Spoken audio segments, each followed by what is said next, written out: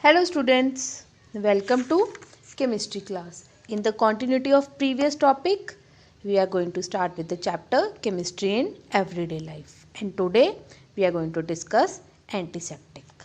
Antiseptics. Antiseptics, chemicals which prevent the growth of harmful microorganisms without harming the living tissue. And the examples of antiseptic which we are using in our daily life is Dettol and Savlon. We apply these chemicals on a injured area where you have got an injury to clean your injured part of your body. So these chemicals can be applied on your skin directly. It will not affect the tissues of your skin. So these are antiseptic. Next is examples of antiseptic. So first one is your bithionol. So these are the chemicals which are added to antiseptic soap. It reduces undesirable odor resulting from bacterial decomposition of the organic matter on the skin. After that, next is Dettol. Dettol is a mixture of chloroxylenol and terpineol, and it is suitable solvent, means you are going to mix these two chemicals in a water which will result in the formation of Dettol, which is antiseptic, and you apply this on your injury. So next is iodine. Iodine is a mixture of 2 to 3% iodine with alcohol and water, and it is also act as a powerful antiseptic. Next is iodoform. So iodoform is your antiseptic agent, and it is also used to clean the injuries. Next is your boric acid, and boric acid is used for eye washing. All your lens solution in which you are keeping your lens, that is a solution of boric acid only. Next is disinfectant. Chemicals which are capable of destroying disease causing microorganisms and harmful to the living tissue. It means disinfectants are also responsible for killing harmful microorganisms, but you can't apply these chemicals on your skin. So examples of disinfectants are, first one is phenol. Phenol is your C6H5OH or benzene ring with a OH group. So this chemical is mixed with water to form a solution.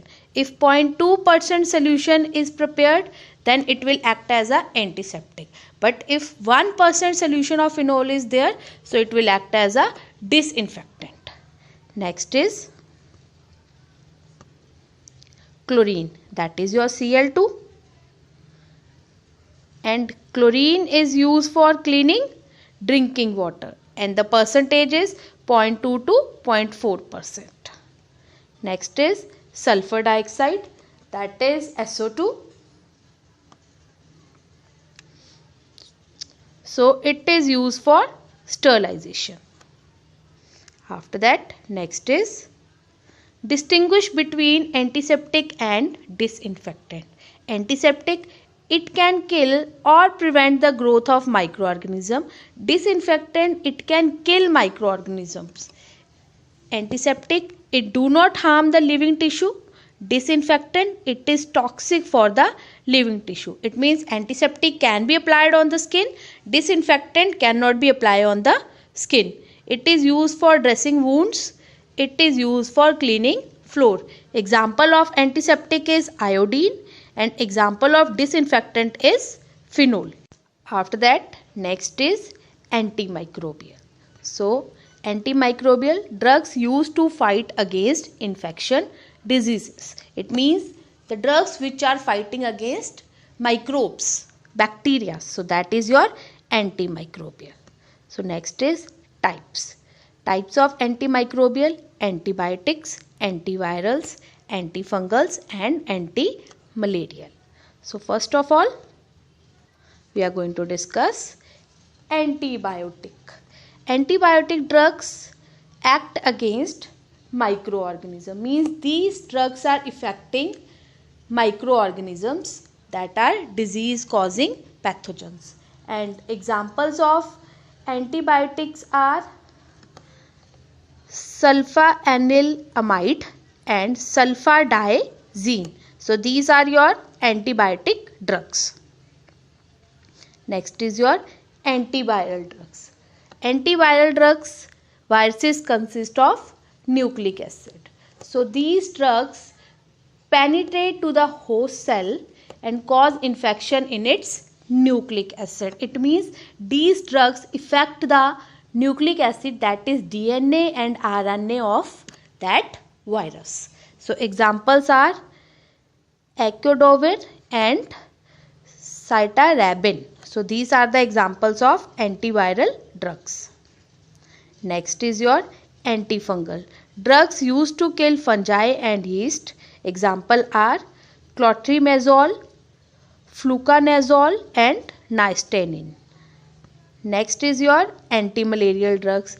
Drugs used against malaria. So that is, example is quinine. So these are the antimicrobial drugs.